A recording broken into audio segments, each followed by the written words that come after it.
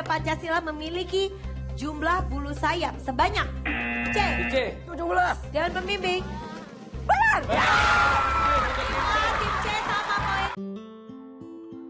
Menurut sebuah hasil studi yang dilakukan oleh Richard Lin dan David Becker, skor IQ rata-rata orang Indonesia sebesar 78,49 menempatkan Indonesia berada pada peringkat kedua terendah di Asia Tenggara. Come on. Assalamualaikum warahmatullahi wabarakatuh. Jumpa lagi dengan saya Junaidin MPD dalam mata kuliah Psikologi Belajar. Nah, sobat-sobat sekalian, sebelum kita masuk ke dalam mata kuliah kita Psikologi Belajar, alangkah lebih baiknya kita mengetahui dulu apa itu belajar. Ayo kita simak baik-baik videonya. Belajar adalah sebuah proses memperoleh pengetahuan, keterampilan, pemahaman, dan wawasan baru melalui interaksi dengan informasi, pengalaman, atau lingkungan sekitar. Dalam proses belajar, ada beberapa unsur-unsur belajar yang perlu kita ketahui. Pertama, peserta didik. Kedua, tenaga pendidik. Ketiga, motivasi. Empat, bahan belajar. Lima, alat bantu belajar. Dan suasana belajar.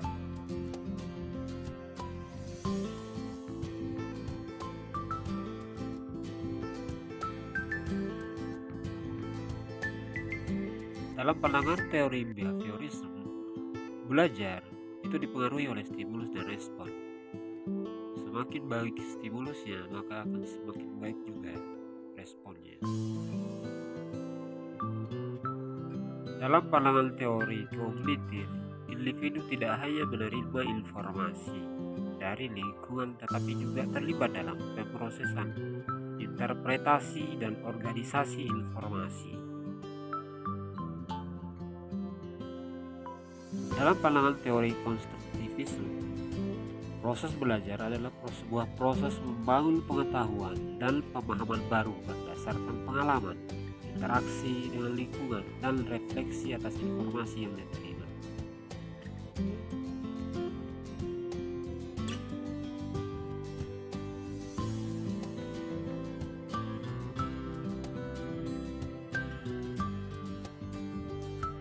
Jika dapat kita sederhanakan, dalam proses belajar telah terbentuk satu siklus pemrosesan informasi atau siklus belajar.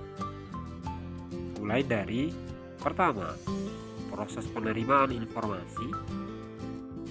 Kedua, proses mengolah informasi. Ketiga, memberi makna pada informasi tersebut. Keempat, proses internalisasi nilai ataupun informasi. Yang kelima adalah proses penguatan. 5 hal ini secara terus-menerus akan kita rasakan dalam proses belajar kita.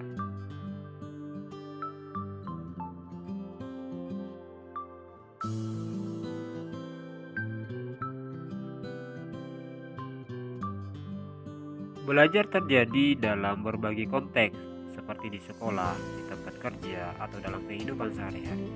Ini adalah proses yang terus-menerus sepanjang hidup dan memainkan peran penting dalam pengembangan pribadi, perkembangan profesional, dan pertumbuhan intelektual seseorang.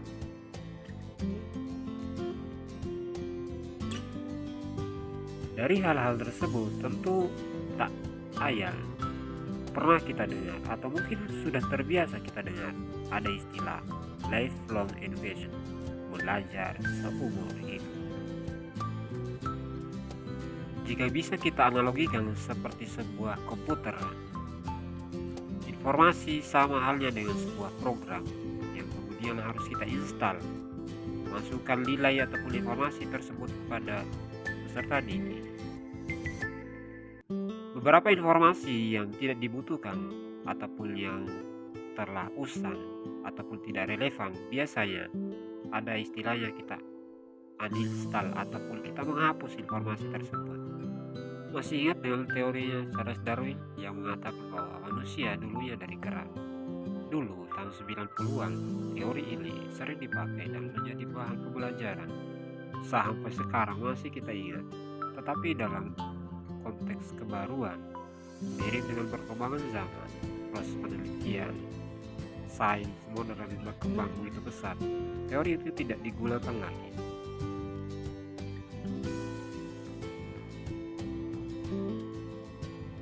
Artinya ada proses uninstall informasi.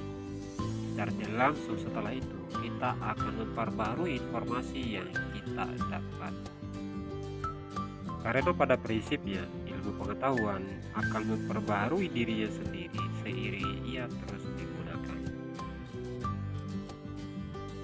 Nah, sobat-sobatku sekalian, dari materi-materi tadi dapat kita simpulkan bahwa pada prinsipnya belajar itu adalah sebuah aktivitas. Garis bawahi ya, sebuah aktivitas yang dilakukan secara bertahap. Maka dari itu, proses belajar menuntut adanya kesadaran dan pengaturan diri. Dan yang terakhir, belajar adalah proses interaksi sosial. Belajar juga akan terjadi secara berulang-ulang, mulai dari lahir sampai kita wafat